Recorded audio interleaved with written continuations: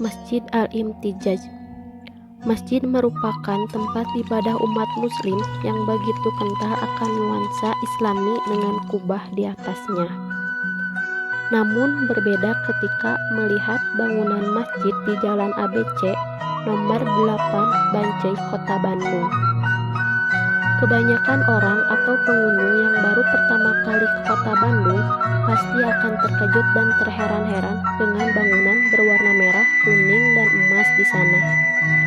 Tidak sedikit masyarakat salah menebak ketika melihat sekilas bangunan bergaya Tionghoa itu. Pasalnya, bangunan tersebut bukanlah kelenteng tempat ibadah jamaah Konghucu, melainkan Masjid Al-Imtijaz. Masjid Al-Imtijaz merupakan masjid yang berkapasitas 200 orang ini diresmikan untuk umum pada tanggal 6 Agustus 2010 atas keinginan Gubernur Jawa Barat Nuriana. Hal ini didasari keinginan menambah seni masjid dengan budaya Tiongkok dan meningkatkan hajanah pembaruan etnis Tionghoa Islam dengan umat Islam lainnya. Pembangunan masjid ini sendiri dikomandani oleh Insinyur Dani Suwardani yang dikenal sebagai arsitek yang banyak membangun masjid, termasuk Masjid At-Ta'awun Puncak Bogor. Masjid Al-Imtijaz mempunyai arti pembaruan atau dalam bahasa Tionghoa yaitu Ronghe. Hal ini sejalan dengan keadaan bahwa saat itu mulai terbentuk beberapa komunitas Muslim Tionghoa di Bandung, antara lain Persatuan Islam Tionghoa Islam atau disebut dengan PITI, Keluarga Persaudaraan Islam atau disebut dengan KPI, dan Yayasan Ukhuwah Mualaf Indonesia.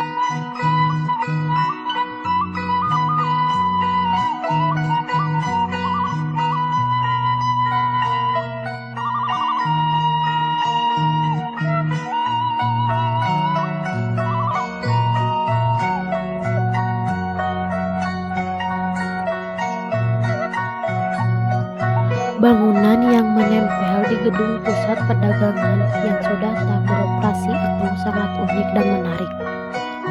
Didominasi warna etnis Tionghoa namun berubah layaknya masjid pada umumnya. Tak hanya warna, gaya bangunan hingga pernik yang menempel di Masjid Al-Imtijaz begitu kuat dengan etnis Tionghoa. Para pengunjung akan disambut gapura layaknya kelenteng. Warna yang khas hingga beberapa lampion menggelantung di sana.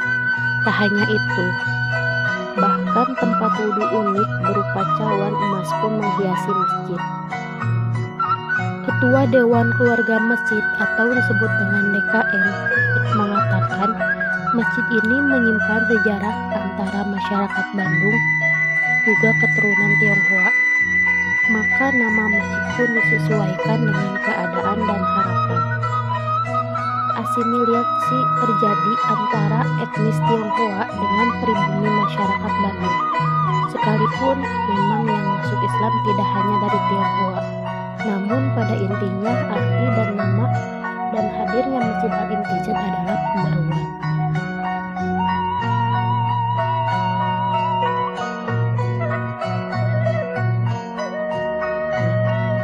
Area salat terbagi menjadi dua, yakni perempuan dan laki-laki.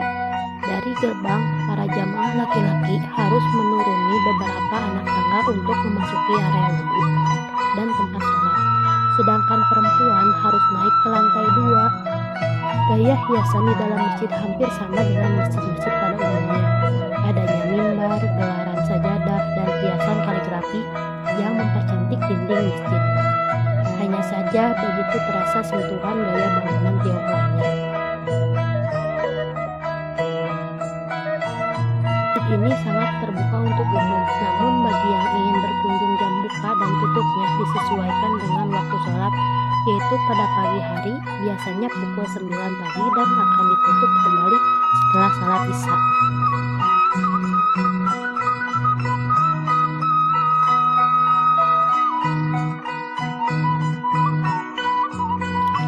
Masjid Lao-Tzu. Masjid yang ukurannya tidak terlalu besar, hanya berukuran 7 x 6 meter ini bernama Masjid Masjid Lause II. Lokasinya di Jalan Tamblong nomor 27 Kota Bandung. Hanya beberapa meter dari patung Persib. Kalau tidak diteliti, masjid ini akan terlewat karena letaknya terselip di antara bangunan yang lain. Masjid ini didominasi warna merah dan kuning emas baik di luar maupun di dalam masjid. Bangunan yang berbau oriental ini terdiri dari 2 lantai. Lantai pertama untuk melakukan ibadah dan tempat duduk. Adapun lantai 2 untuk kantor ataupun kegiatan lainnya di masjid tersebut. Masjid yang berada di tepi jalan yang arus lalu lintasnya ramai ini berdiri pada tahun 1997.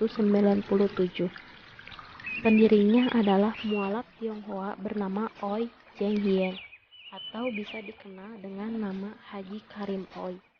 Haji Karim Oi adalah tokoh Muhammadiyah, mantan anggota Parlemen Republik Indonesia, dan pendiri Persatuan Islam Tionghoa Indonesia atau disebut dengan PITI. Berdirinya masjid ini berawal dari keinginan untuk membuat tempat pusat informasi bagi etnis Tionghoa yang ingin memeluk agama Islam dan bagi mualaf Tionghoa di Bandung. Masjid Lause II kepengurusannya ditangani oleh Yayasan Haji Karim Oi atau disebut dengan YHKO. Masjid ini merupakan masjid kedua yang didirikan oleh Yayasan Haji Karim Oi. Itulah mengapa masjid ini bernama Masjid Lause II, karena Masjid Lause pertama berdiri di kawasan Pecinan, Jakarta pada tahun 1991. Di masjid ini memiliki program kerja pendamping mualaf. Program yang menarik lainnya adalah Lause Education, program khusus bahasa Mandarin, kursus bahasa Arab, dan kursus rupa atau seni kaligrafi Tionghoa. Ada juga Halifa Singer yang merupakan kelompok vokal lagu-lagu religi Islam yang diiringi instrumen khas Tionghoa.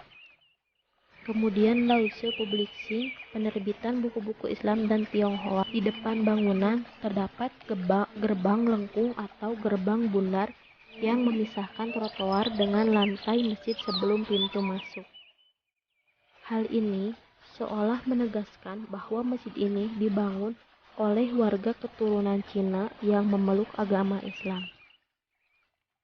Dinding terawang di samping kanan kiri gerbang lengkung sekilas menampilkan kesan rangkaian simbol sakral yang dicat warna kuning dengan garis berwarna merah. Penampilan dinding tersebut menyiratkan tempat ini sebagai ruang multikultural untuk mempelajari berbagai hal berkaitan dengan agama.